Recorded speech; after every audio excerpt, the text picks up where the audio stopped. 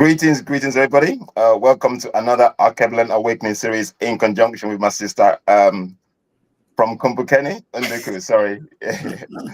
Apologies, I've just had a little bit of technical issues, but we're here now. What we do on this platform is basically, as you all know, we're here to decolonize our minds and awaken our consciousness. I'm going to let my brother introduce himself, Emmanuel Kulu. For those of us who follow us on LinkedIn, you know him, he's an African historian. TEDx speaker, but it will say more about Unduku. Yes. Greetings, all. I am so glad to be here on the podcast with my brother and my sister here. The awakening has come, and we are here to change the narrative of African Alkebulan and all of the history of the Black diaspora. Thank you, bro. Unduku. Asante. The name is Nduku. I am, as my brother forgets my name this morning, I'm the host on Kumbukeni. Listen, it happens. This pursuit of perfection is life happens and we're good. We keep flowing with it. Yes, I'm looking forward to this conversation.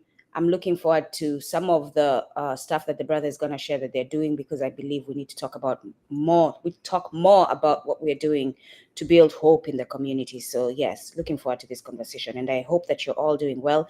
And I'd like to say to the mothers who are celebrating Mother's Day today in the criminal enterprise of the United States, I wish you well. I hope you do not encounter any of the ish that is in this space. I hope that you have a peaceful day. All right. Yeah, I'm gonna second Nduku on that. Happy Mother's Day to all the mothers out there. Without you, there'll be no world. You know, we cannot survive without you. So we appreciate you this morning. Forget surviving, you would not exist, like literally. Yeah, that's the thing. Mother, well, basically that's the word Alkebulan, mother of mankind. Without our mothers, the Alkebulan would not exist. So to all the mothers out there, yeah, we appreciate you. Absolutely. Yes. Okay, I'm going to go into the topic. My brother's going to present to us. The topic today is Know Thyself.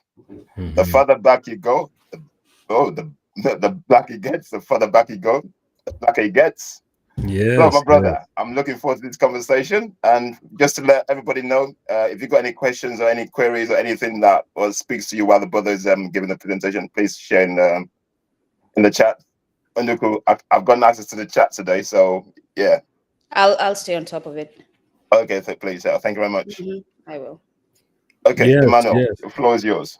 Yes. As I mentioned before, my name is Emmanuel Kulu, African historian. I've been teaching ancient African history for the last 12 years, researching over the last 15 years, and I've been a lifelong learner of African history. My father being from Cameroon.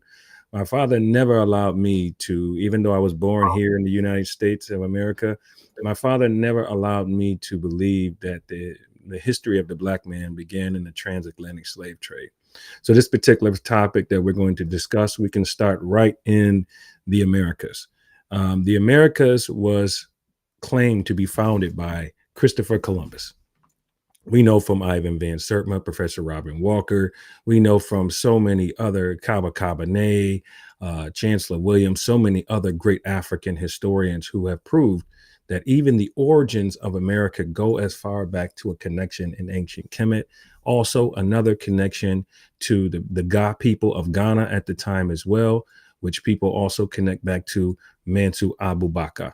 So it's so many beautiful connections that we have. And then we know, of course, the mother of mankind comes from Mama Africa. And I started and founded a company, Ancient African Antiquities Research Institute of America, 4 years ago. And our goal was to restore, reclaim, and reveal the true history of humanity, Mama Africa. So you can't have world history without African history, the history of Black people. In fact, the history of Black people goes so far back that they can't even trace time. That's how powerful we are. Even when you look at the terms human, you got to think of the terms humus. Humus is the dark organic matter that produces life to the earth. And what color is humus? It's brown. It's black skin. That's the origin of all humanity.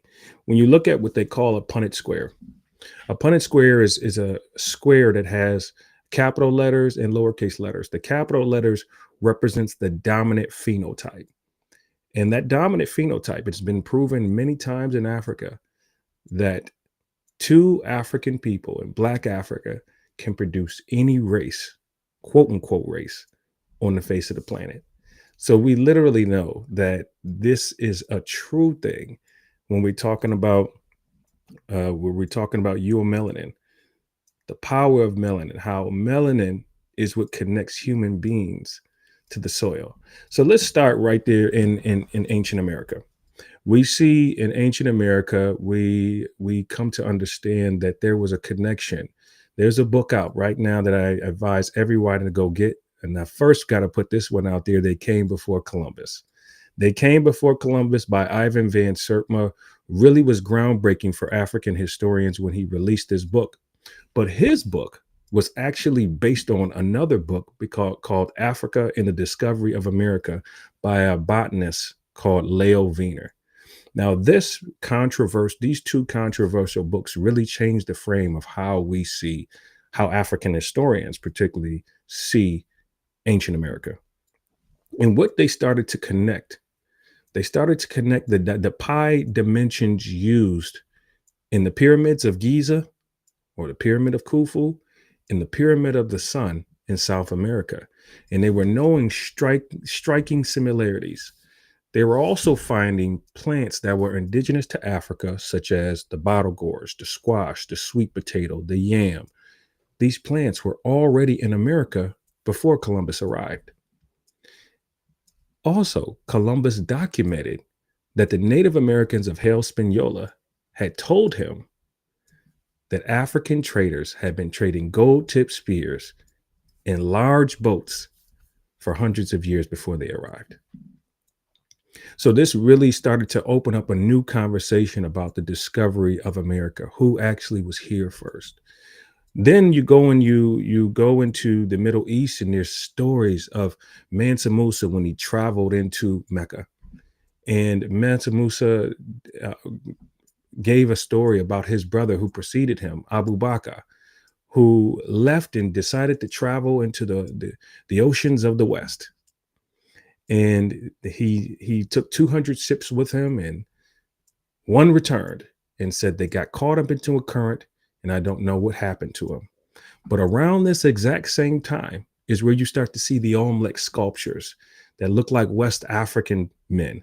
So we started to see a striking evidence of Africans in the Americas.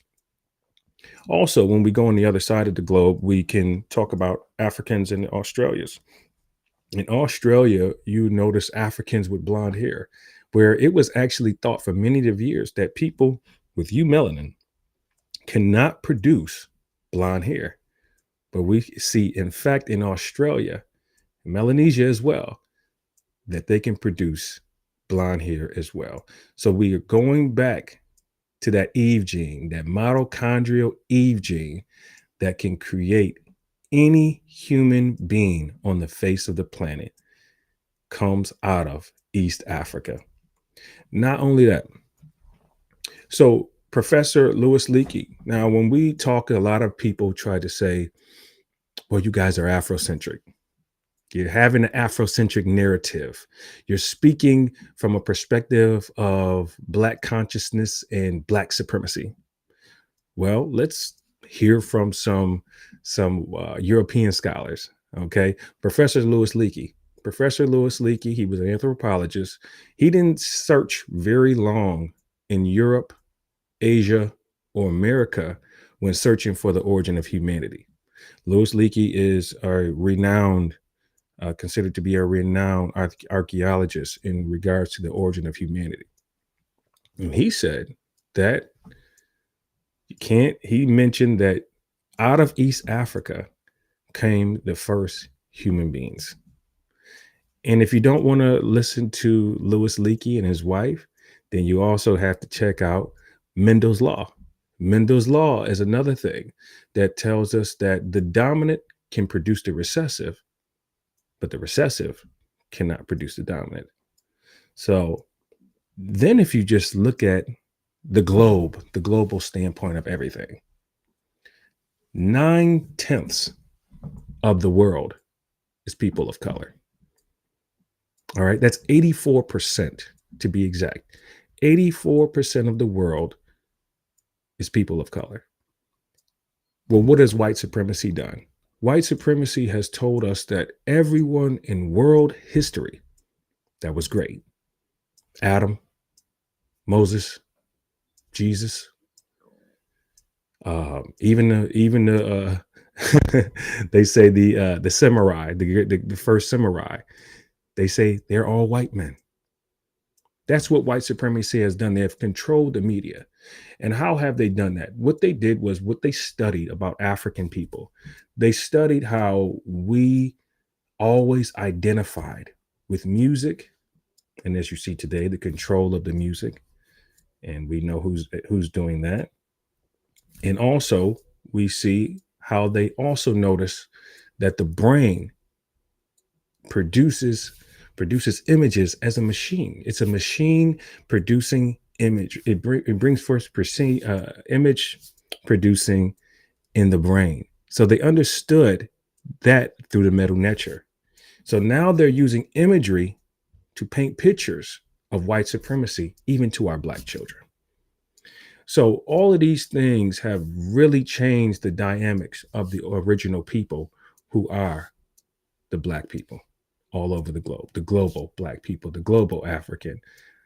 So these are things that have really waken me up as an African historian, and I could not keep these things to myself. My father is directly from Cameroon. As I mentioned earlier, he never allowed me to believe that the history of the Black man began in the transatlantic slave trade. And my mother was a Pan-Africanist. She was affiliated with the Black Panther movement. So now you have both sides of the diaspora in Emmanuel Kulu. You have the pro-Black American trying to find himself, fighting for freedom in America. And you have the African who knows himself, but is still stuck under the powers of colonialism. And that's who I am. I'm a combination of both of those. So when I see the diaspora divide, or when I see, African Americans and Africans having rival, I don't even get myself into that because I see the big picture. I see that we all have the exact common origin back home. And we must connect the history, the entire history, because the history of the transatlantic slave trade is important. The history of being kings and queens is important. The history of being farmers, merchants, traders, all of these things make up the holistic picture. We can no longer allow Eurocentric scholars to tell our history. We have to put all of this history together because even under the oppression and the suppression that happened here in America, look at the success that Blacks were able to accomplish despite those oppressions. Despite the colonialism that's happened in Africa, the tribalism that's happened, look at the success of the people who are still rising up. And what has the internet done? The internet has created platforms like this one here, where we can speak to each other and come to put those diaspora divides together. Let me put them away in order to come together in unity and knowing that we are a global people. And our common origin is at home in Africa. So this is what we are doing at Ancient African Antiquities. In fact, we have an event coming up called One Race, the Human Race, where we identify every single form of DNA back to East Africa. We can do this biblically. We can do this scientifically. We can do this biologically. We can do this with the Quran. And we are going to link all of those things because we understand that most people have come to believe these things by a form of religion, by a form of scientific theories. So we want to still connect everyone back to the motherland. So this is what we're continuing to do to restore the truth. We know how important it is for us to be able to change the narrative. We're even working on changing I Black Pharaoh Rise to Power, which is my novel, a best-selling book, into a major motion picture film. The idea is to show ancient Kemet, which is the first mega civilization to show it in its true African origin. And if you've been watching my page on LinkedIn, you see I'm constantly showing you the imagery of ancient Africans in Kemet. Why has there been a focus that we start with ancient Kemet? Well, number one, ancient Kemet is the first mega civilization. It is what the United States and the Euro-American power is today. It was the first world mega civilization. You turn around a dollar bill and you'll see the pyramid. And you ask, why is the pyramid there? Then you look at the top of the pyramid on the dollar bill and you'll see the Eye of Horus, which connects all the way back to ancient Kemet. So all of these things, you go downtown where you live in the United States, you'll see an obelisk. Even in the UK, you'll see obelisk all over the place. You'll see obelisks all over the world. This is African history. This is Black history. All of these things really show that Black history is everywhere. Even the eagle that's used as a symbol of America goes back to the Falcon of Kemet. All of these things show the connection back to ancient Africa. So it's really beautiful to know these things and to share these things with the world. The Pope, who wears a headdress, where did that headdress come from? That headdress came from ancient Kemet. All of these things that we have to know, ancient masonry comes from ancient Kemet and the ancient mystery schools. All of these things connect back to Africa as its origin. So it's so important for us to know this, and the knowledge to not to just be spread amongst African people, but amongst non-African people as well.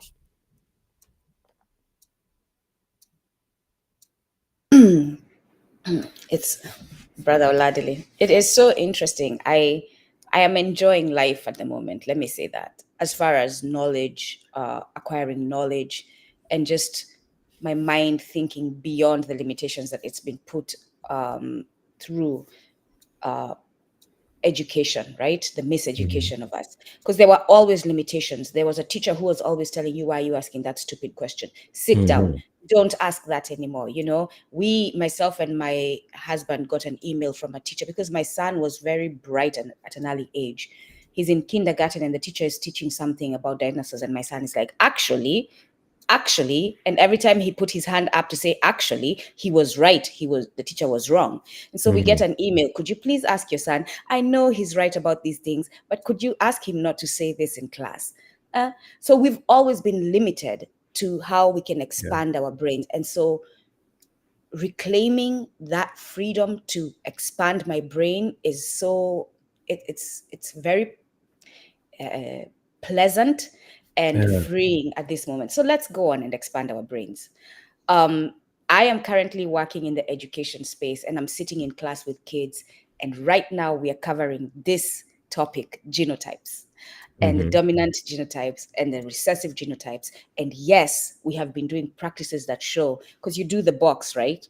The 4-space box, and you put the one parent up there, XX, and you put the other parent XY. So now this is just sex. We're talking sex.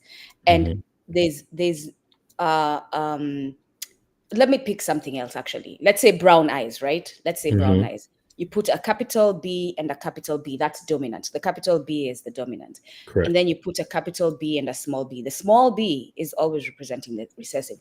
There's never a time that small b will produce the capital B. Never, ever. Exactly. No matter how much you do the equation, you can do it. And that's the dropping down. For those of you who understand math as it is being done right now, dropping down the capital B, bringing across the capital B, dropping down the capital B, bringing across the recessive B, which is a small b. And the only way you can get the recessive B is by having two small b's, right? The only way you can get a mzungu, a white person, is by having two mzungus. But mzungus can never produce black people. Never. Never. Ever. And that's the beautiful thing about, understanding DNA and how it works. And understanding that the capital B and the capital B can produce anything. Exactly. That's even more powerful. And that really helps you understand the origin of how humanity started. And it's just like the dog, so to speak, right? The original gray wolf is considered to be the original dog, right? But as this dog started to go into different parts of the world, Ivan Van Sertima once said that the only difference between human beings is heat and ice. Okay. It has nothing to do with intellect.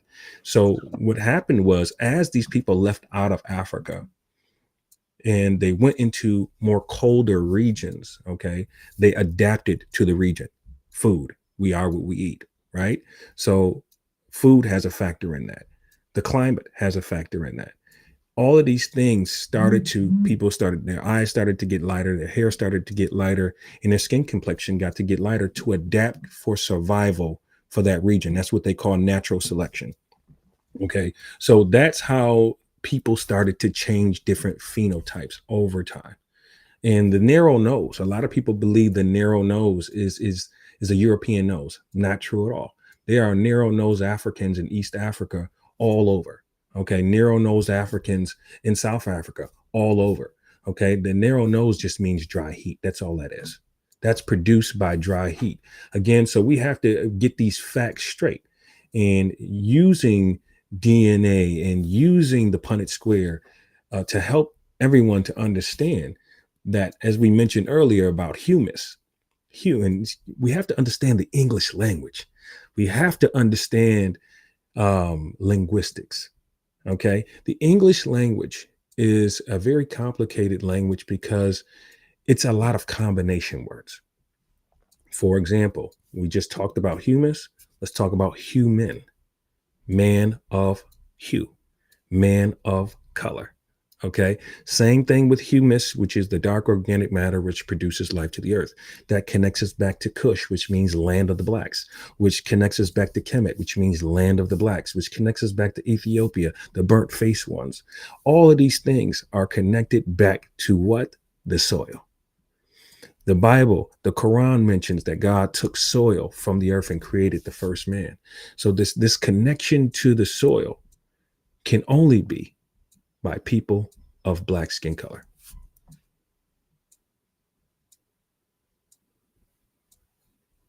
Beautiful history. Beautiful history. Yeah. Thank you. Okay. Yeah. You know, me and we know where we are in terms of our connection to our ancestors. Obviously, you're doing a great job in terms of enlightening, because that's basically how I got to connect with you, my brother, because I could see what you're doing out there. There's a lot of diasporans and Africans who are still struggling to understand that what is of us is being distorted. Our history is being distorted. Because sometimes people will come onto my DM and tell me a lot of ignorant stuff. Can you speak to why do you think our African history was distorted? Why do you think they're trying to keep us down, my brother? That's my question. Well, to control the narrative. You know, if you have this plan, the first plan was the scramble of Africa. If you knew what was happening in the 13th, 14th, 15th century in Europe, I mean, it was what they call the Dark Ages. And they called it that because actually it was more of an age of enlightenment, because the Moors were ruling in Europe at that time. But prior to that, after the fall of Rome and after the fall of Greece, Europe went into a complete dark age until the Moors came up there and civilized them, because they were doing some very out of whack things and how they were living. They had to clean up. They created public bathrooms. They created institutions. They allowed freedom of religion. They allowed all these things that the Moors were instituting. They instituted the ancient teachings of ancient Kemet. So when the Spanish Inquisition happened, after the Moors were expelled out of Spain, you started to see all of these travelers leaving Europe and coming into India, coming into West Africa, coming into the Americas as well, in search of wealth, gold, and resources. Okay. And as well as human traffic as well. Okay. So these things were the beginning of the change of the narrative against African history. Now, once you go into that process of enslaving people, now you have to create a system in order to justify the inhumane activities that you're doing. And that's how you had to start erasing Black history from the memory of our ancestors. So as Africans were being taken out of Africa and being moved, their memory had to be erased. So that's where we get the story of Roots, where Toby is told to forget who, Kuta Kinte is being told to forget his name and change his name to Toby, to forget who he was. All right. So these are the things that have actually happened in time. And as you see some of these TV series and their movies, some of them are not 100% true, but they have some truth to it. Okay. Even when we, see this film Sinners, the control of the music industry, we're seeing all of these famous, popular musicians and how they deal with them. They allow them in the industry, they train them. Okay. And if they somehow ever get out of whack, this is not conspiracy theory. You can just look this up. This is all facts. This is proven. If they get out of whack somehow, what happened to Tupac? What happened to Bob Marley? Same thing that happened to Dr. King. Same thing that happened to Malcolm X. And if they can't do that, what they'll do to you is do what they're doing to Bill Cosby, what they did to Bill Cosby, R. Kelly. But that industry is all full of that type of stuff. There is documented evidence of parents soliciting their children to these popular artists. And it's not nothing new that's being done. It's just something that they use to trap the Black superstars. Same thing happens with athletes and things like that to keep them in check, so to speak. So again, if you're going to control the narrative of a people, first, you have to oppress their minds and you have to make them believe that they're historyless. That is the beginning. And that's what the transatlantic slave trade did. That's what colonialism did as well, by making Africans believe that Europe had something better in Europe that we had already had. But let's get one thing straight. Africa is the only place in the world that doesn't have to import anything. Okay. And we're seeing that right now with our brother Ibrahim Toure. That once you start to control the resources of your region, you don't need nothing outside. Donald Trump says, build a wall. Now, if Africa decided to unite and build a wall, no place in the world would survive. No place in the world would survive. In fact, every thriving nation on the face of the earth relies on its African resources and African exploitation in order to survive. That is a natural fact. All right. And this is why we say Alkebulan, because it is the mother of mankind, not just from the first people, but also from all the natural resources. The coltan that we're using right now to connect to each other, to bounce off the satellites, comes out of the Congo. There are children in Ghana who are working in the farms, searching for cocoa, that have never tasted chocolate, that has never had a cup of coffee. These are the things that we're uncovering and bringing to light, the things that have happened throughout the diaspora in the history. But the main point is to keep African people from knowing who they truly are and connecting to their ancestors. Thanks, bro. I'm glad you mentioned that entrapment because I want to have that conversation. So entrapment is the action of tricking someone into committing a crime in order to secure their prosecution. And these white folk do it, right? These criminal Western entities, they do it. Yes, yeah. Sorry. They do it. And there are laws within their systems that prevent them from doing it in a way that will destroy their cases when they present them in court. But they do it. They tread that thin line to ensure that they can do it without jeopardizing their cases when they bring them to court. But here's my thing about our superstars before I ask any question of you, my brother. We as Black people, because I think these superstars, the Puff Daddies, the Bill Cosbys, have drank the white supremacy Kool-Aid, and that is why it is possible for them to be entrapped, right? Yes. If you're operating in whiteness, if you're operating from a space of not centering yourself in everything I do must be for the well-being of my people, not capitalism. Everything I do must be for dollars, right? And that's where we lose them. And so if everything you do must be for dollars, that's why it's easy for you to be entrapped. So we are identifying that this system does entrap our people. And they do that so that they cannot go beyond a certain point. But our people must also be responsible and hold their responsibility to make sure that they're not entrappable. If that's a word, we just made it a word today. Puff Daddy should make sure he's not like, because the things they're being entrapped for are things that are harmful to our community. So speak on that, please, brother.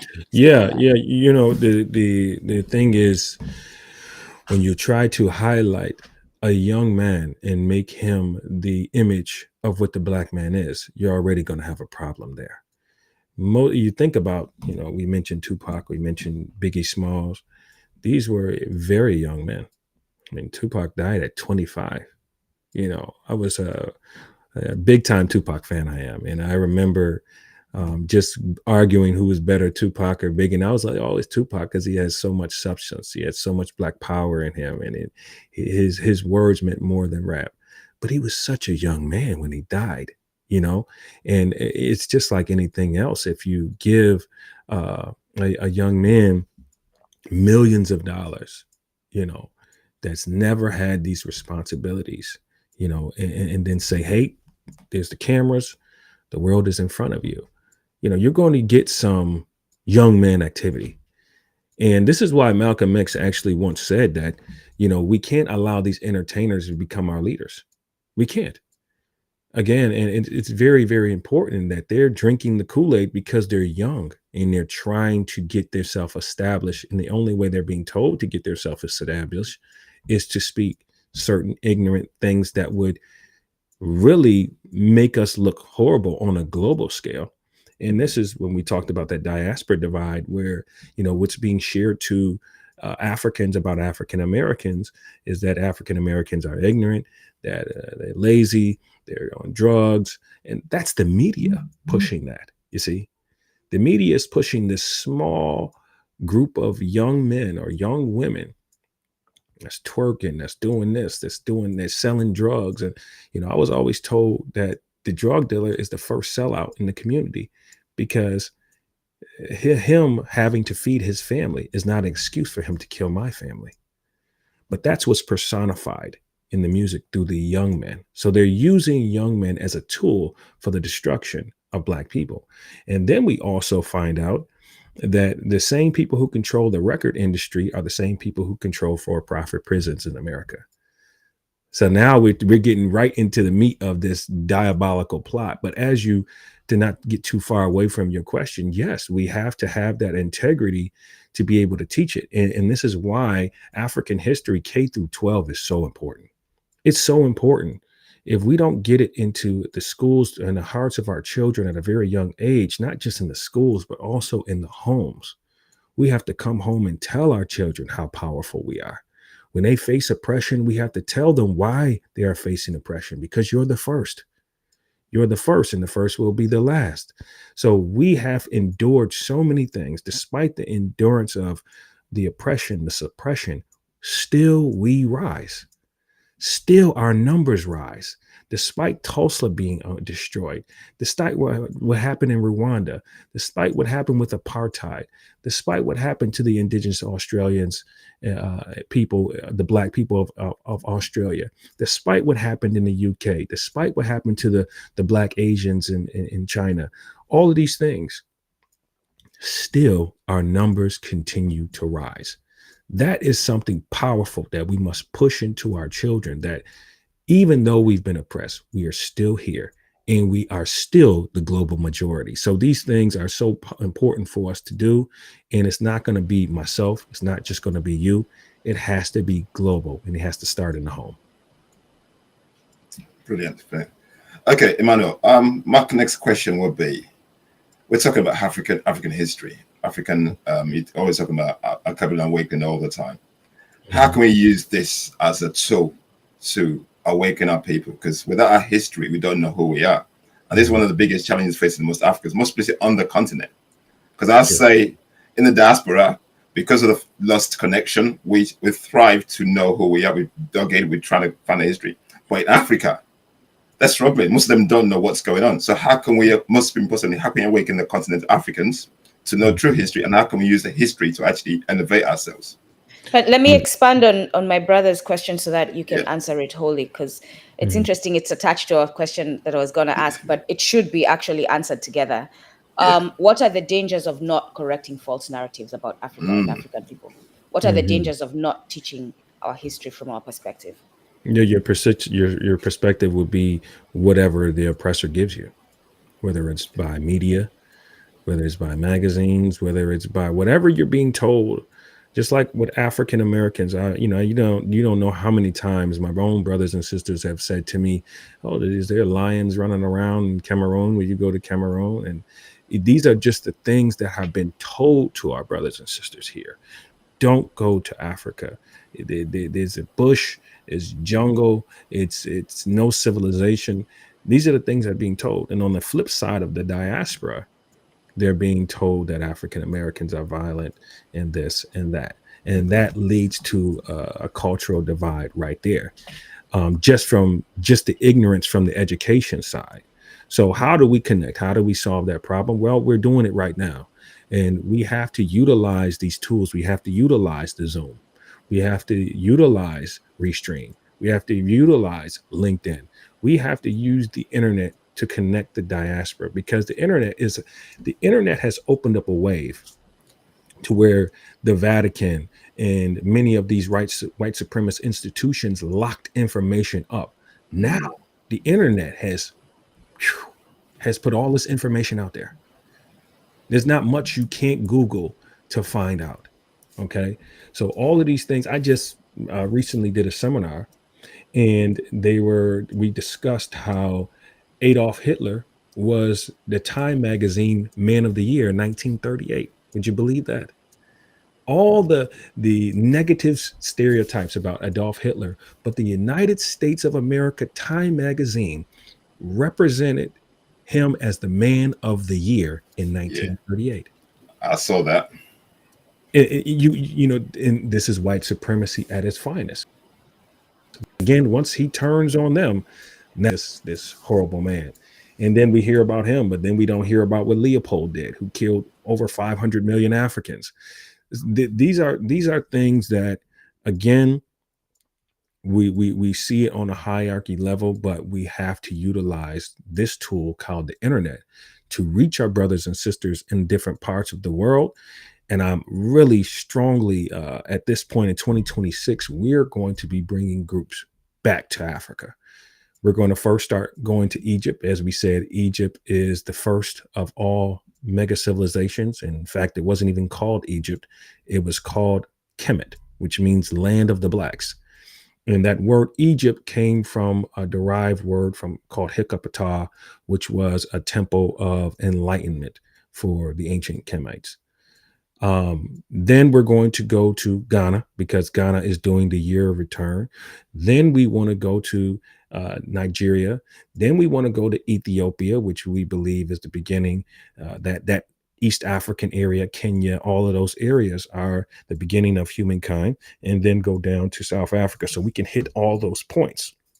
And we want to see the archaeological sites, and also just let people see that Africa is not what you been hearing that it's all about. So getting to see the archaeological sites, see the different things that Africans have been doing for thousands of years. Now you start to wake up. Now you start to realize that you've been lied to. And in order for white supremacy to last, it's not just black people that have to be deceived.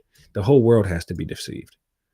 But anytime I've been to the continent, I can tell you that there is more non-black people on those planes headed to, try to exploit resources, headed there to see where they can gain some capitalism in these certain. Sorry, Emmanuel, I was just going to interject there. When I travel back to Nigeria, this is what frustrates me the most. I see more white people going back there than black people. There's more white people in the plane than black people. And a lot of our people don't realize this. What are they coming from? So I'll let you carry on.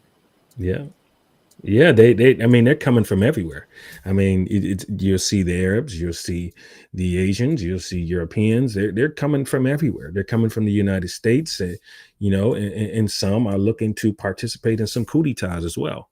So we have to we have to also get in there and get ourselves there. Shout out to Brother Kaba Kabane. Shout out to Ashwar Kwesi, who's been taking, shout out to Anthony Browder. These brothers have been taking groups back to ancient Kemet for the last 40 years. Renoko Rashidi, the late great Renoko Rashidi, they've been taking, and they took me to Kemet. And this really changed the difference in your mind once you start seeing people who look like you, who are doing great things, who did great things in your history. We've been told that anybody that looked like us, brother, we've been told anyone that looked like us did nothing great and contributed nothing to history. This is why white supremacy has to target Black history. They have to, in order to continue their agenda. Unuka, do you want to ask us? I got a follow-up question. Do you want to ask? Yeah. It makes sense. And I was talking to a friend this weekend, and I was saying, as I try to explain myself, because we are in interactions with fellow human beings, and the next man standing by me, woman standing by me, does not know me. And so as you interact with others, you have to let yourself be known, like explain yourself, right? Because people do not know, people are not mind readers. But the one thing I was explaining to this friend is that I'm standing on logic moving forward. Like, people accuse me of being stubborn. I want my you just a recent accusation, I'm a dictator, right? I'm standing with my brother Traore as a dictator. Oh yeah, from melanin people who were claiming to be joining us in the revolution. I'm a dictator. And I'm like, maybe we need a dictator to awaken, because y'all are stupidly going with cognitive I'm not even kidding. Maybe we need to embrace dictatorship in an Ubuntu way. Yeah. Dictatorship grounded on the well-being of our people. We need to tell you what you need to do, because you're not doing the right thing. Yeah. And so it's not stubbornness, it's not dictatorship, it's not wanting, you just want to be right all the time. No, it's that it's not logical. What you're saying is not logical. I'm standing on logic. What you're saying does not add up. It's not 1 + 1 is 2. There's something wrong with what you're saying.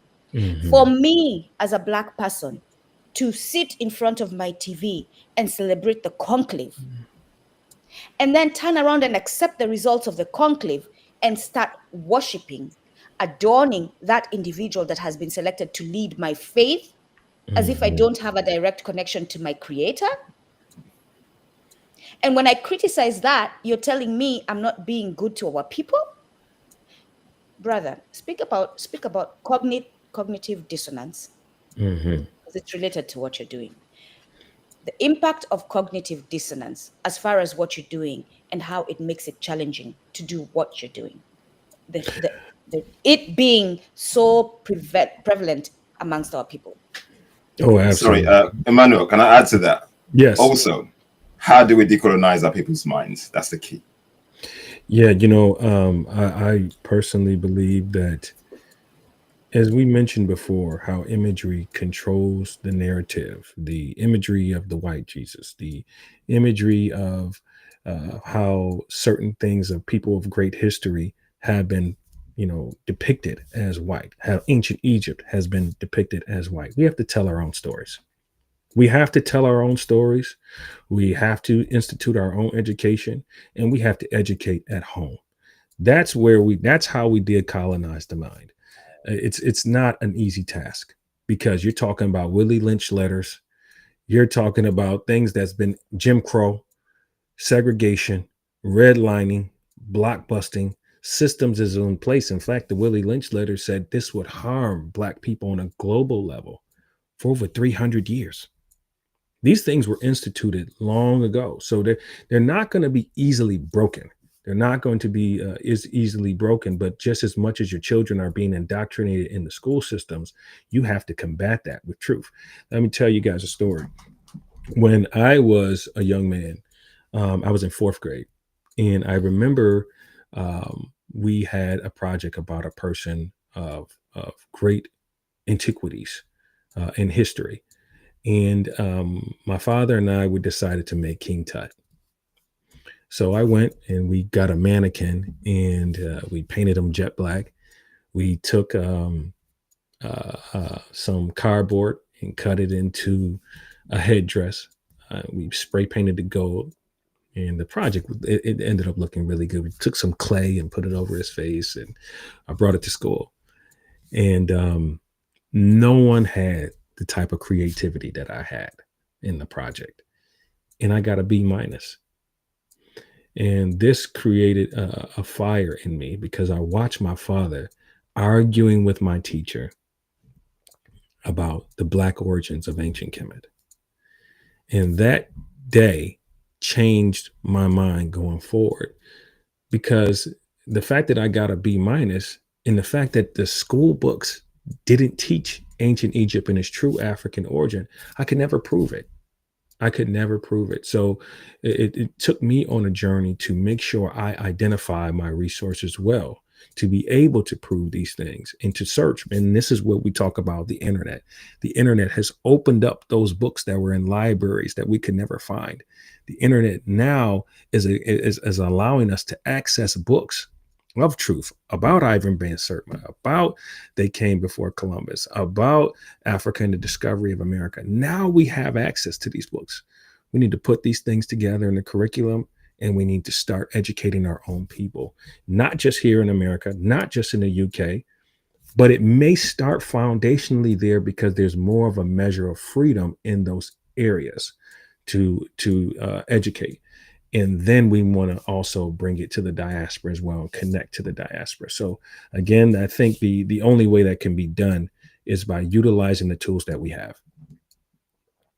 Can I say something quickly, Oladele, before you go regarding the conference? Because as you're speaking, I just remembered something. I see this stupid, and I'm going to call it stupid. So get offended and get over it and get with the times. Argument or posing that people are putting out that the Pope is Black. Why do we give a shit if the Pope is Black? He doesn't identify as Black. He's upholding white supremacy. So why you as a Black man are wasting time that you can use on your platform to teach other things that are more beneficial, to argue about whether Pope is Black or not? Who cares? How does that impact our well-being? Him being Black.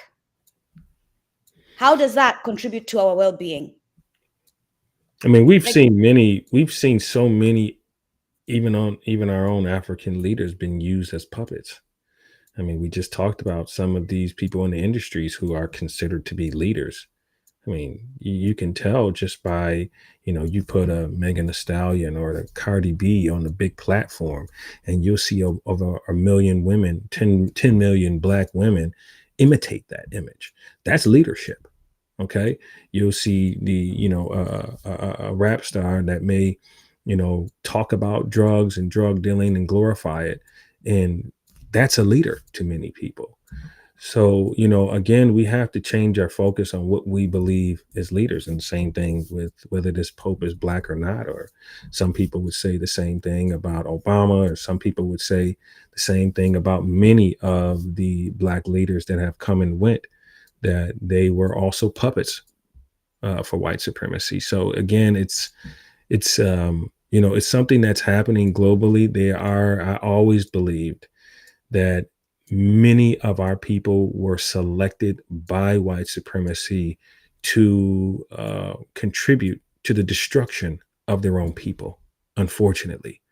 Some knowingly, some unknowingly. I do believe a period of time that they knew, so they are accountable. So again, you see in these African countries, for example, in Cameroon, there's been a Cameroonian president that's been a president for the last 50 years. Paul Biya, imagine. So, how is that the one who doesn't even live in the country? He lives in Switzerland while yes, he's running. Yep. He's been there for the last 50 years, and he is subservient to the colonial masters. Otherwise, he wouldn't have been there that long. So we see what's happened with the 22 coups with Thomas Sankara.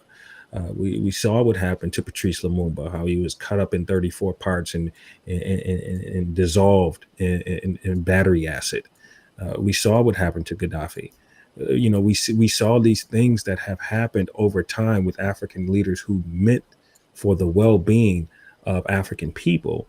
What happened to them? We saw what happened even over here in the United States, how the CIA identified the Black Panthers as well as Malcolm X and the Nation of Islam and Dr. King as the number one threat to America.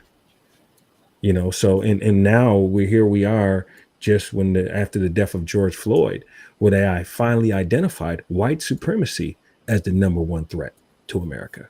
So that was actually what was happening then. You look at the Ku Klux Klan and the burning of churches and the lynchings and all the things that they were committing at that time. They were able to identify themselves as a religion, but the Black Panthers, you had to turn them into a cult and completely dismantle them. So again, these are things that are the historical facts of the world and of Americas for people who are of Black descent, who tried to stand up for the people, the things that happen. Okay, thank you. I'm just going to go back to the historical artifacts, not artifact, the historical edifices in Africa. Sudan has the most pyramids in Africa, but for some reason we seem to just focus on Egypt. Mm-hmm. Why don't we talk about Sudan? Because Sudan has the most, and I don't know if you look at what's going on when there's war, and for some reason there's a concentration of war in those places where they continuously destroy the historical historic monuments in those areas. So why do we focus on Egypt and not Sudan? Because don't forget, it goes around that Nile Valley. But for some reason, everybody seems to go into Egypt, but they forget Sudan. Can you speak to that, please? Yeah, definitely. And in Kush, ancient Kush. And I always say, when you speak of Kush, you speak Kush Kemet. That's what Kaba Kabane taught me, is because it's important that Kush started Kemet. The civilization that we know as ancient Egypt started in Kush. All right, we can see the Medu Neter began in ancient Kush as well. So we know that Kush was considered to be by the Greek philosopher Herodotus to be the first of all civilizations, the Kushites. And the Kushite territory expanded not just from in where modern day Sudan is, it expanded all the way down to what they call Puntland, which is now called Ethiopia, all the way into the Mediterranean. Okay, this is documented history that Kush was a large monumental, really predecessor to pushing what became ancient Egypt. So I think it's also they want to connect the ancient Greeks to ancient Egypt, right? That's why they can't connect the Greeks or any other type of European to Kush. They have made connections with the Egyptians. So since they did make a conquest in Egypt at that time, but if you actually dig into what happened when Augustus Caesar came down into Kush and battled against what they called the one-eyed queen, or Kandaka Imani Reyes.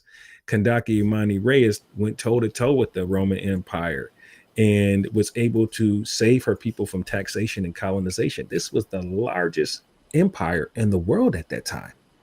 And this African woman lost her son, lost her husband, lost her eye, and still was able to resist Augustus Caesar.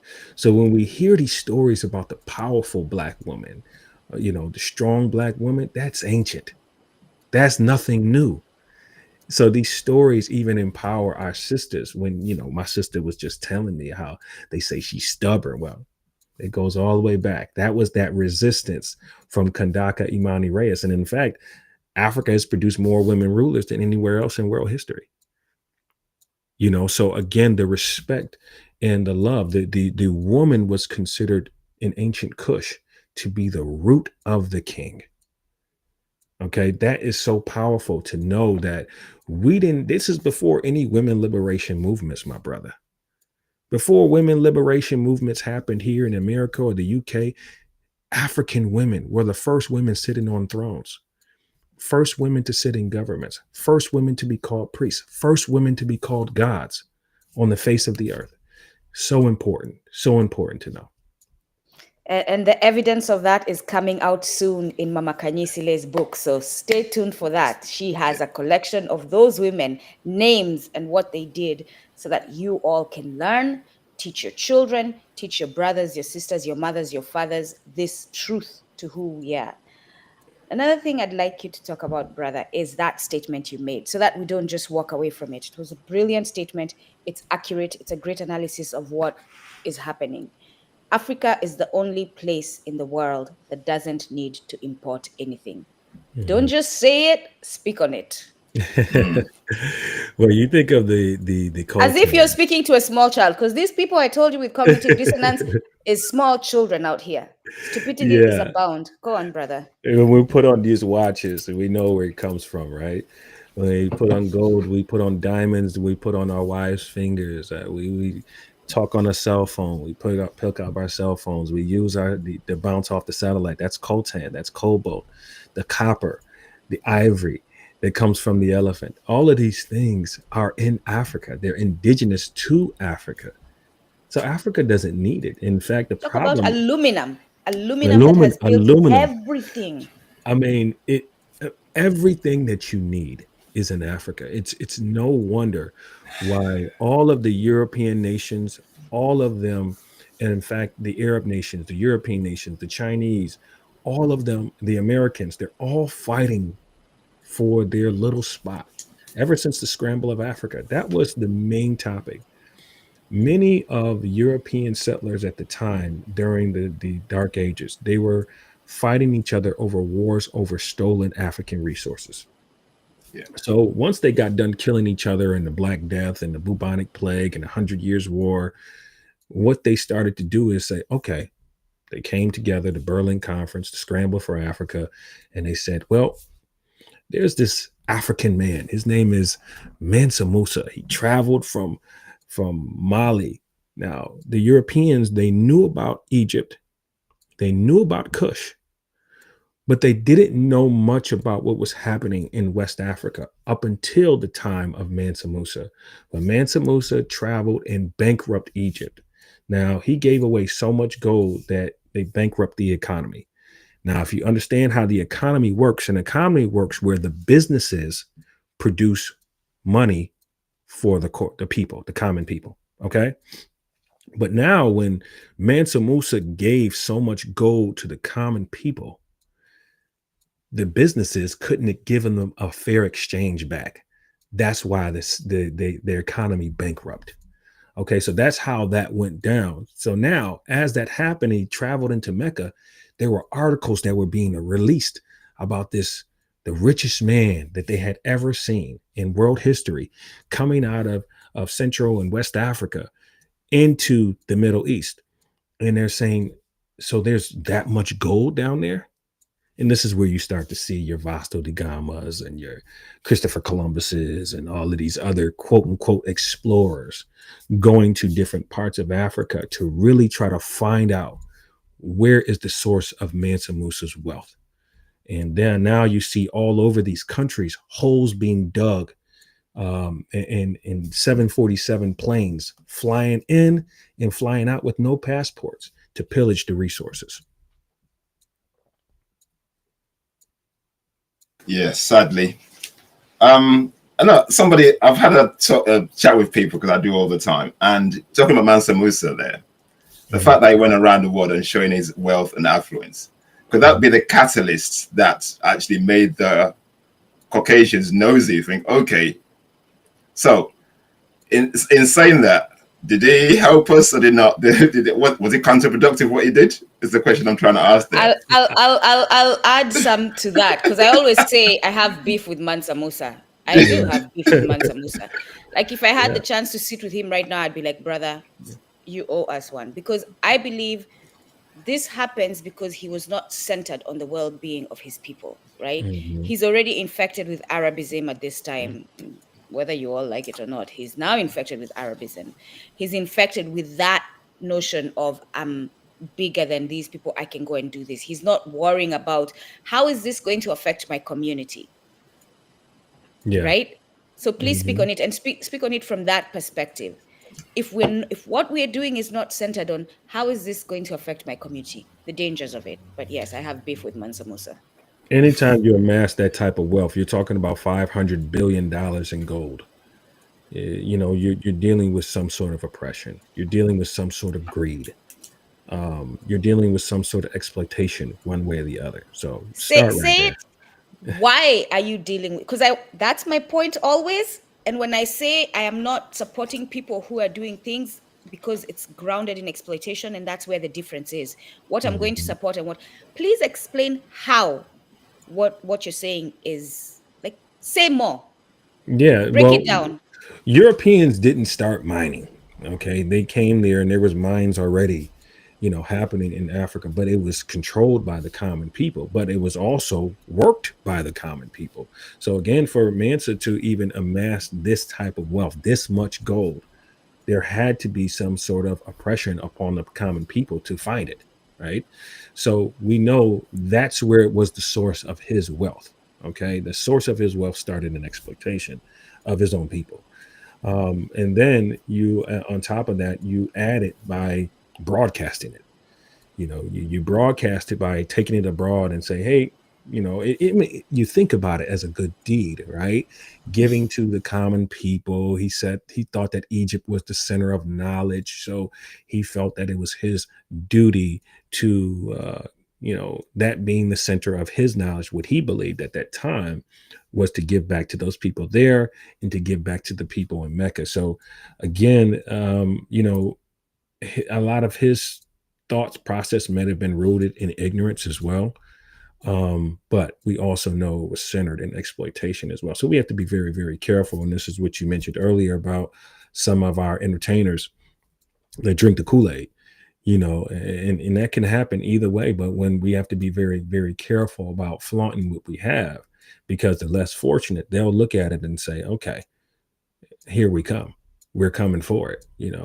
That's what the notorious BIG says. The more money, more problems. The more you flaunt, the more people, the more you have, the more people are coming to get. And the only way to stop people from coming to get the more you have is to distribute it among the people. Mhm. Make sure people have what they need, Yep. and they'll have no reason to look at you for to get what you have because they are satisfied. Mhm. But when we ground ourselves in Western ideology and Western ways of and Western culture, that tells us that it is okay. I saw a commercial yesterday, um, promoting investment. That this is what we do. Like you'd rather have money in stocks, more money in this and that, than share it with your brother who's struggling. Mhm. This is what we do. We're centered on individualism. You'd rather have money sitting in places and claim to be wealthy. Oh, I have these investments, than distribute it to your brothers and sisters. And the first thing I did when I started embracing this way of being, right? What I do has to be grounded in the well-being of our people. Mhm. Is I sold all the stocks that I had bought. I sold all the stocks. And the one that I haven't sold yet is because it is on a negative, and I'm waiting for it to just, even if it gets to the point of where I bought it, it doesn't even have to be more than what I bought it for. I'm selling it Mhm. because we cannot be a part of that system that is exploiting our people, and we cannot embrace this mindset of collecting for the individual without distributing to others. Absolutely. Yeah, yeah, The I agree with you there. Yeah, right good. the other, and it takes a lot of discipline because I'm not Hmm. yet even perfect on it. Even when I share these things, that doesn't mean that I have achieved them completely at perfection. I'm working towards them, but I'm saying that Mhm. is where we all need to walk towards. Even as we struggle through it, that is where we need to walk towards. That's Yeah, our we liberation. definitely need to research what we invest in, because down the pipeline it can come. I was a young man growing up. I remember just always trying to get Michael Jordan sneakers. And you learn, the exploitation that's happening for those sneakers to be produced. So but we see things sometimes at a very surface level. We need to dig a little deeper. Yeah, I agree. The one thing I was gonna say is people are freaking out as they watch Trump. And last week I put out a broadcast for those of you who haven't seen it. If you are black in the United States, I don't care whether you consider yourself African, black, melanated, African American, American African, whatever version of naming yourself, as long as your skin is dark and when the cop stops you, they're not going to respect you. That's who I'm talking to. If you are black, and you're in America, whether you're a citizen or a non-citizen or an illegal, as they call you, and as long as you're within these borders and under the laws of these borders while you're here, you should watch that broadcast, because it's a list of the presidential orders and actions that the Black Caucus has put together for us and how they're going to affect the Black community within these borders. So take a look at that broadcast. But a lot of people are reacting to that, freaking out. Oh, it's so scary. Oh, it's so this. And I'm saying, sometimes the freaking out is a natural response. So fine, freak out for a couple of seconds, but stop freaking out. And now let's start investing in the counter actions, right? Speak on what counter actions we can start taking against what Trump and the Trump organization and the Trump criminal enterprise is putting out. But by the way, let's not make any mistake. I'm not just referring to Trump. I'm saying the United States government in whatever representation, Democratic, Republican, Independent, that it comes in. I'm not one who is foolish to think that it's just Trump. So how do we counter the actions of these governments to uphold the well-being of our people? What kind of things can we start doing to counter the actions that they're taking? For example, I'll give an example so that you understand where I'm going with the question. They're trying to take away books. Can we as a people start preserving books? Can we find other places to put our books? Can we find other ways to preserve our stories? Can we start finding other ways to share those stories with our people? We don't have to rely on the schools if the schools are not teaching. We can teach ourselves. So please speak on that. What other ways can we counter the actions of these criminal enterprises and entities? You know, when me personally, I don't particularly deal with the politics side. Why? Because I believe that the politicians are in bed with the corporations, and that alone is problematic. You just talk about doing your research with the system of people who are oppressing people. We know they're all in bed together, right? Just doing a little digging and doing the research. So if we look to these individuals to solve our problems, when they are supporting what we call the 1% who control the whole entire world, just small 1% controlling 99% of people, we know they're not going to have the best interest of the common people. So yes, we have to be self-sufficient. We have to have our own libraries. We have to have mobile libraries. We have to have digital libraries. We have to have literature online. And you have to have brick and mortar stores that we support. One thing that Blacks have globally is spending power. We have spending power, and without our spending power, just go back to the Montgomery bus boycott. Okay, when what happened to Rosa Parks and the march and all the things that was happening with Dr. King, when all the Black folks came together in solidarity and said, we are not taking that bus no more, we walking. They almost bankrupt. They almost bankrupt NFTA, and that brought forth change.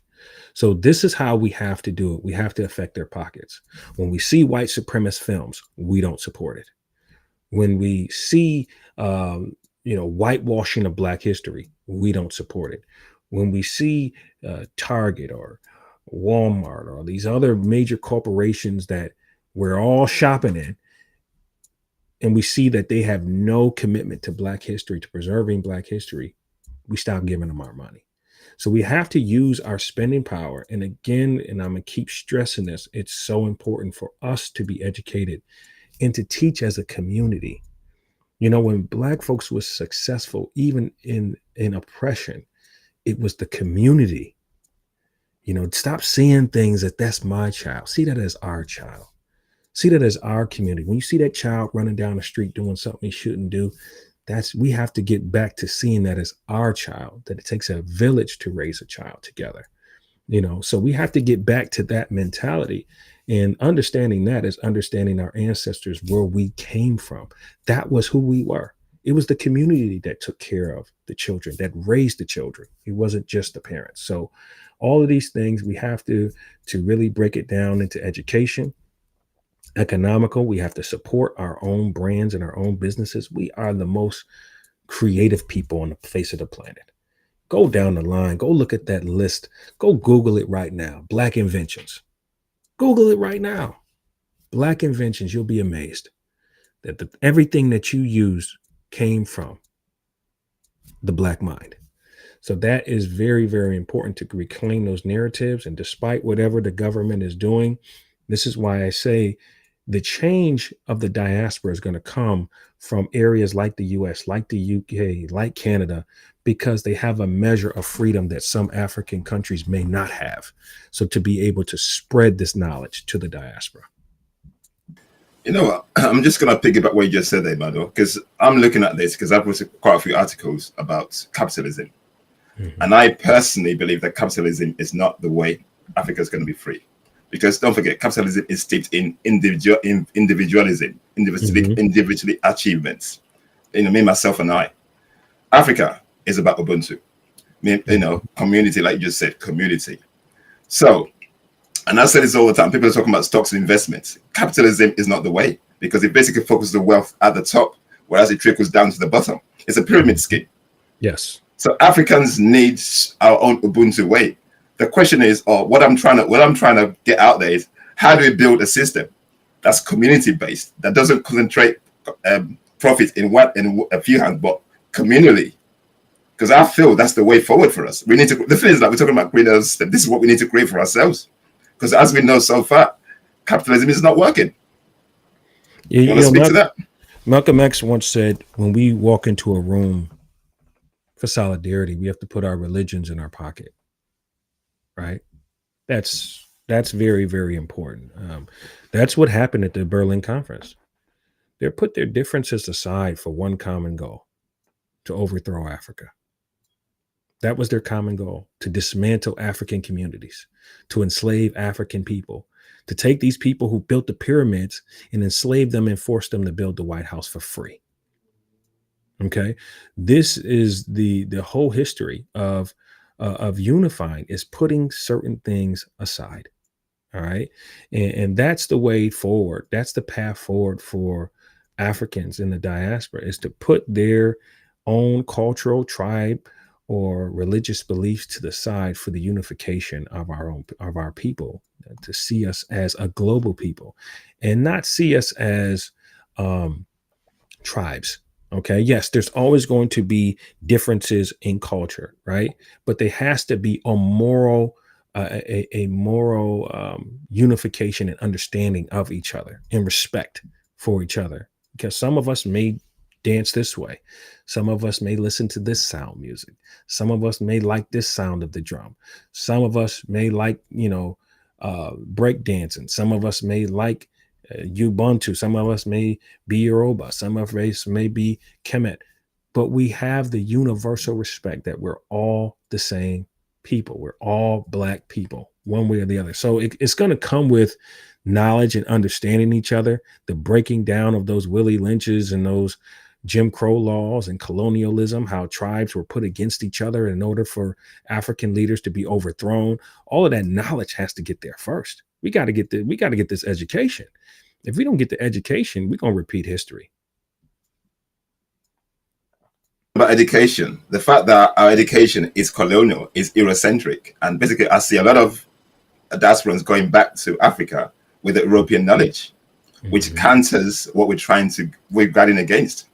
That to me, I feel that's one of the biggest challenges, because they're bringing the Eurocentric viewpoint back to a system where we're trying to build Ubuntu. And sadly, because Africa is now steeped in the Eurocentric capitalism and kind of way of doing business, and then that's when they're bringing this same concept back.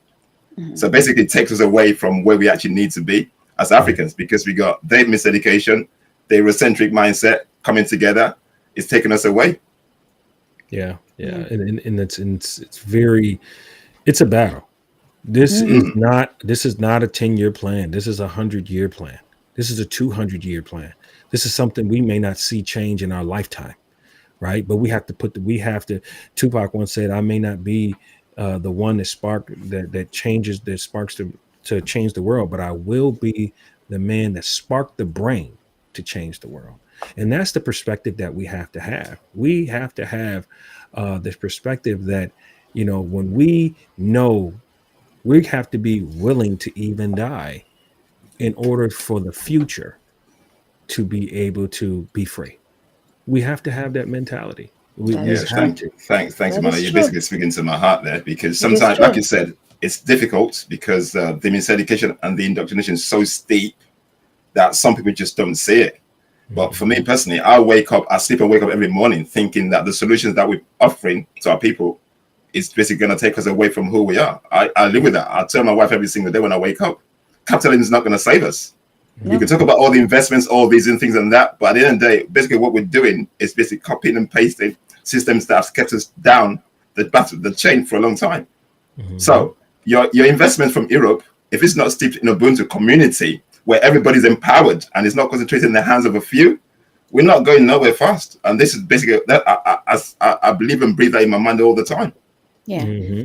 The one investment that, again, here goes Nduko being stubborn, right? But stubborn for the well-being of our people. Stubborn because y'all are stupid out here and y'all have cognitive dissonance. And by y'all, I don't mean all of you, but a majority of you. I know a lot of you who are like me, and I love you all. I enjoy spending time with you. But here goes this. The one investment we can do right now that is grounded on the well-being of our people is buying African land right now. Mhm. Buying it and taking it away from the hands of the oppressor. Buying it so that we can produce food. Buying it so that we can heal it from the harm that has been put on it by agriculture. Buying it so that we have space for to build shelter for our people. I was saying to a friend this weekend, there are two things right now, two positions right now that I understand. If we're grounded in Ubuntu and the well-being of our people, we don't need these roles in society anymore. Sales and a real estate agent. Right? I'm still thinking through what other ones, but immediately a sales position. We don't need sales people anymore in our communities. We don't need to train them anymore, because what are they doing? They're selling you to buy something that you don't need. Why do you need that individual in our life as we start regrounding ourselves in our African ways, in our collective ways, in our Ubuntu way, where you make sure everyone is okay? Shelter, the real estate agent. Why do we need real estate agents in our communities if we're going to make sure that everyone has shelter? Right? Yeah. So when you start thinking of where you're encouraging your children to go and what you're encouraging your children to do for the well-being of our people, and as you send them to school, tell them, pick your course based on service to our people. Don't pick it based on how much money you're going to earn. And I'm pushing my kids on this one. Pick it so that you can earn the skills that are going to serve our community. Do not become a real estate agent. Do not become a salesperson. That's not going to serve our community. That is going to continue having you selling overpriced property to our people. Yep. And for me, my major was human service. Because it's not a business that makes a lot of money, but it's satisfying to the soul. It's satisfying to give back to people who are less fortunate. And the way we look at the world today, and you talk about capitalism, racism, and white supremacy and capitalism all work hand in hand. They all work hand in hand together. We talked about the politicians in the bed with the corporations. These are all the problems that we've been dealing with, and we've been trying to rebrand or even try to ingratiate ourselves into those areas, thinking that we're going to make change. It's not going to happen that way. It's not. We have to create a new form of understanding. And I believe it all starts with educating ourselves on who we are. That was what was taken from us, and once that was taken from us, now we have to fight to get it back and to put it into our children and to carry it back on for the next 300 years, who we are. Let's just run up now, my brother. Yeah, we got a few questions on the chat here. Let's start with the first one here. I'm just putting it on the screen. Let me hide that. Can you see it? Yes. They say, what year time period was Kush most powerful? Was going to ask about Nubia, yeah, and why no one wants to emphasize that. Yeah, just before 3200 BC, before the emergence of ancient Kemet, Kush was considered to be the first mega civilization, was considered to be the first civilization And this, you talk about Narmer-Menes, who came up from that land of Kush to conquer what they call Northeast Africa at this time, and called that place Kemet. So pretty much even the very first pharaohs were of Kush descent. You talk about the 18th dynasty, the connection between ancient Kush, how Hatshepsut mentioned that they came from the heart of the moon, which was in the land of Puntland, which was also a part of ancient Kush. That's a couple hundred years before you've seen Kemet even come up, the name Kemet even come up. So again, beautiful history.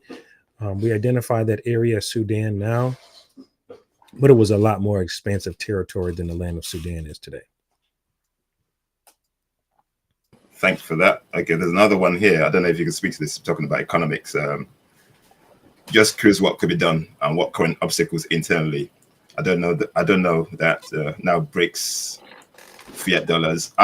This is before you go, Emmanuel, this is my personal opinion. We Africans always seem to want to be in bed with one system or the other. My challenge is, why don't we create our own system? Okay, 1.4 billion. We own the world, the majority of the world resources. Basically, we have everything we need. So why does Africa have to fit in to systems that are created when we can now create our own system, determine our own trajectory, how we want to go?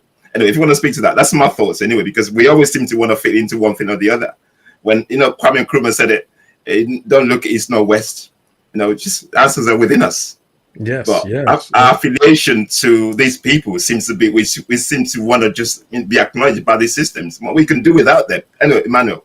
Yeah, and this is what Gaddafi was trying to do, which put him high on the assassination radar. Was trying to create the African dollar.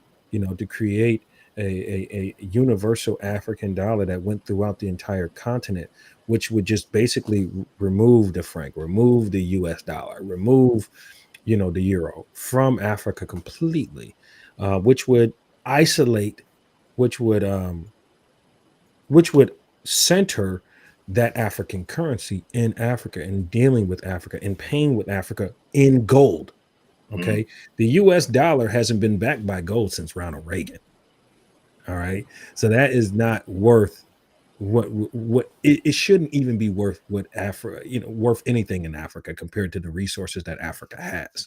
So again, we need to know these things. And unfortunately, the elites are partaking in the pillaging of Africa, which does not allow for that us to know that information. So if you the more you know, the further you can go.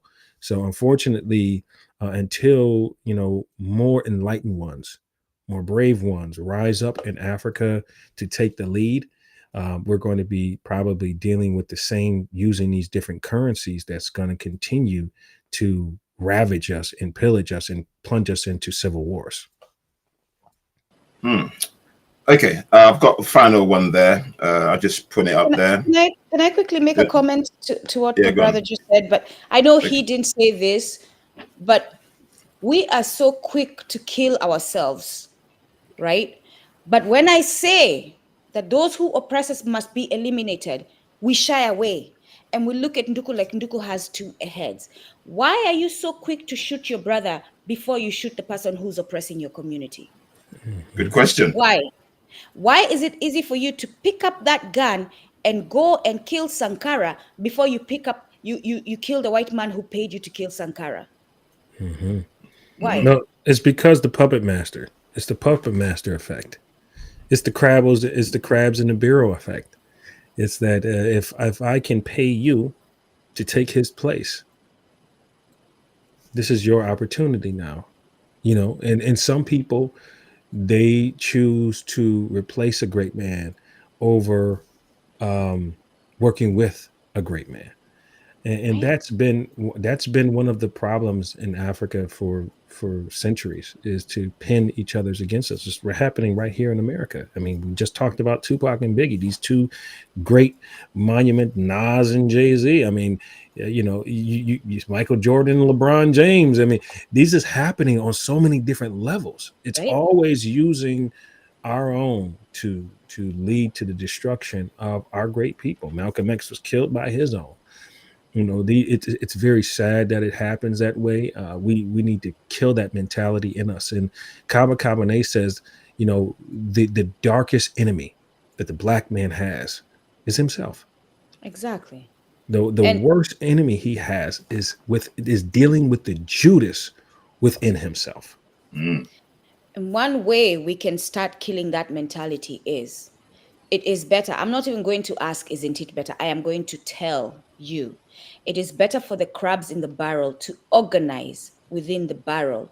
And the next time that person who put them in it comes by, or organize, and while they're sleeping, help each other out of the barrel and take them down, destroy the barrel and whoever created you and put it in it. Mhm. Take them down. That is the only solution. I truly do not give a shit what you, as someone who disagrees with me, think. It is the only solution. The oppressor has to go, whether it's physically or their mindset of being superior to us and exploiting us. Something has to change. They have to fear us so much, and it's the fear that has respect, that they will not even think of doing anything to us. And we must bring that fear upon them. It's the only solution. I don't care what type of thing you're talking about that you think is a solution. As long as that's not where you're heading, just give up right now. Thank you. Okay, the final question there before we go and just get the final question out. Okay, what are your thoughts on non-Black people who we see learning and adopting various aspects of our culture? Well, you have to acknowledge where it comes from first. You have to acknowledge that your privilege is not privilege at all. You have to acknowledge that your supremacy is not supremacy at all. You have to acknowledge that your origin comes out of the Black woman.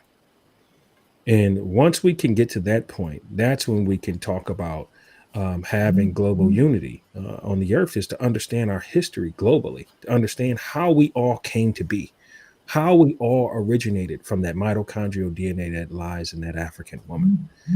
Once we get to that point, I think the respect will be earned. I think the respect would be a lot better, but it has to start with education. You know, my mother was an educator for 40 years, and she truly believed, you know, she was, like I mentioned before, she was affiliated with the Black Panther movement. And after the death of Fred Hampton, who was murdered in his bed while he was sleeping by the CIA and the FBI, she realized that the main way that she wanted to affect the children of the future was through education.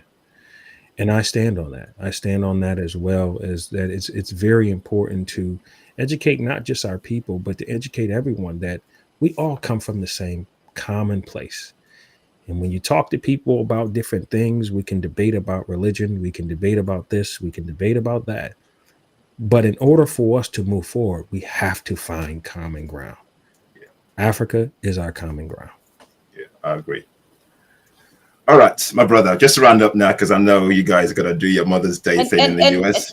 quickly, it's the preservation of Africa, the preservation of our motherland, the preservation of life of the African and Africa itself, life of the soil, life of the earth, is that thing that our brother is talking about.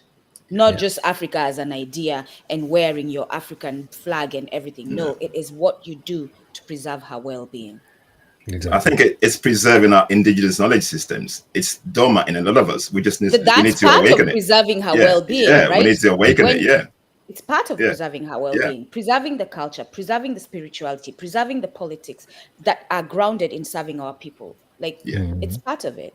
yeah. In Absolutely. Ubuntu. Okay, my brother. As is our tradition on this broadcast, we normally ask. We let our last guest left a question for you, so we're going to ask you that question. And once you've answered, we need a question for you for our next guest for next podcast. Okay, the question there is: the sleeping giant is awake. How do you participate in its awakening, which you're already doing? So, if you want to emphasize more on that, Travel, education, economical, investing. We have to give back. We have to come together as a community, seeing each other as a global people. We have to yeah, stop seeing each other in tribes, seeing each other in sets, seeing each other in religious set, and thinking each other is different. There's one thing. I went to Halifax, Nova Scotia. I have a son there, and I went there, and I remember one thing that I really loved about that place is that all the Black people, when they saw each other, they smiled and greeted each other. And I thought that was so weird, being from Buffalo, because people don't do that here. But I really admired that. I really admired, because the Black community is so small there. When they saw each other, they waved and they greeted each other. And I remember I was dating a young lady at the time, and I was like, "You know them," but they didn't know each other. But that's just how that community was. Really appreciated that, and that's the mentality that we have to have. We have to get back when we see each other. We need to have that smile on our face. We need to wave. We need to be happy. We need to greet, and we need to be hospitable, and showing that global love that we ultimately do have. Let me tell you where else that happens, brother. Every time I go home, up country, forget the city. The city, they're getting too bougie and too westernized for my taste. But when I go home, I remember my brother saying to me, "What are you running for mayor?" I was like, nah, this is like everyone is saying hello to everyone as they're walking on the Mhm. street. How have you been? When did you come back? How is your father? That, like, everyone, whether you know them or not, I'm like, oh, I don't remember you. I am so. Yeah, that's Mhm. community. Yeah. That's community, man. Okay, my brother, we need a question for our next guest from you, please. I would say,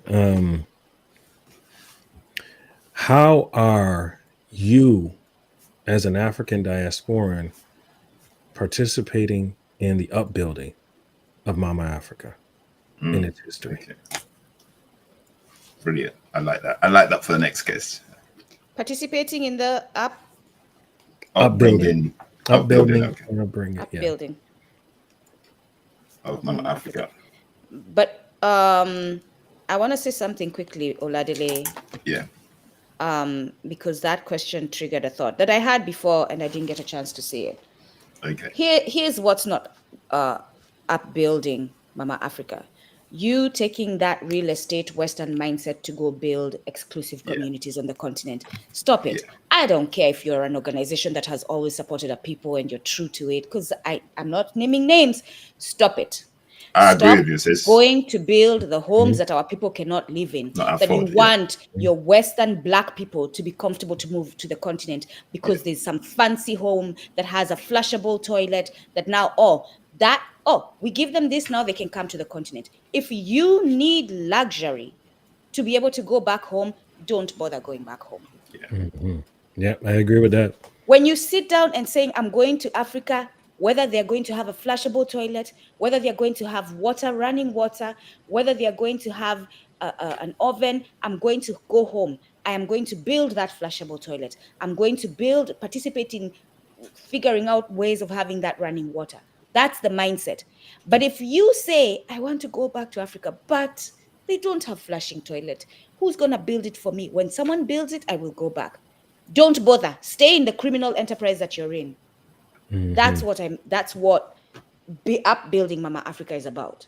If what you're Absolutely. going to do on the continent is about making you money and not about the well-being of our people, and by the well-being, I don't mean the diasporans who want luxury. That's not the well-being of our people. When you think about the well-being of our people, think about the child in Congo earning $2. That's where you need to start to frame your perspective of thinking about the well-being of our people, not the luxurious Black person living in DC in a mansion who wants to move, but they want their mansion to move with them. Yep. I agree. Thank you. I And agree. you're talking about upbuilding. You know, my last trip to Nigeria, and this is a thought that left me. The guy that's taken to the airport was telling me that okay, his rent might go up because there's so much mostly in Lagos. Basically, it's so expensive that most people cannot afford to live there, and the capitalist system is so bad that most people cannot afford to live in particular places, and the landlords will just jack up the prices willy-nilly without even nothing. And it got to me and thinking, okay, this is what we're embracing in Africa. So if you want to invest in Africa, if what you're offering does not empower the majority and is only exclusive to 10%, I'm going to say categorically, you're not helping nobody. Because basically, you're basically pigging back into the European system that's basically impoverishing us. So if you want to do something for Africa, think community. If your investment is based on making money and going to the stock, I'm sorry. For me, I'm going to say unapologetically, you're not helping Africans. Your investments, whatever you bring into Africa has to be community-based, where the people who can't afford to drink or do things, go to school, are empowered. When you empower a lot more people, it gets rid of poverty. This is how we need to start thinking. Yeah, and you know, when you say that, I have to say this on the last note here. Is why we call it Mama Africa, not just because it's the origin of humanity, because everybody loves their mother. Everybody loves their mother, right? And it's important to remember that for all human beings to remember that it is Mama Africa. It is the motherland. And love your mother. Respect your mother. Yep. And I'll leave on that note.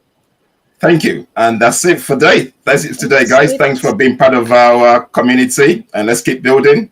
Let's think Ubuntu. Emmanuel, we appreciate you, my brother, man. Thank you very much. It's been a blessing having you. Thank you so much. Thank you. Thanks for guys for watching and listening. And definitely go on his website. You shared the website? Yes. Oh, yeah. It's ARIA, Ancient African Antiquities Research Institute of America. You can find us at www.aariaedu.com. And yes, please subscribe to us, donate to us. In the next 2026, we'll be looking to do these tours back to Africa. We're doing many educational seminars just on many various topics that we discussed today, and combating against white supremacy and bringing forth a new age of enlightenment of our history. Yeah. Thank you very much, my brother, man. We really appreciate you. Yeah, thank you, guys. All right. Thanks, guys. See you next week.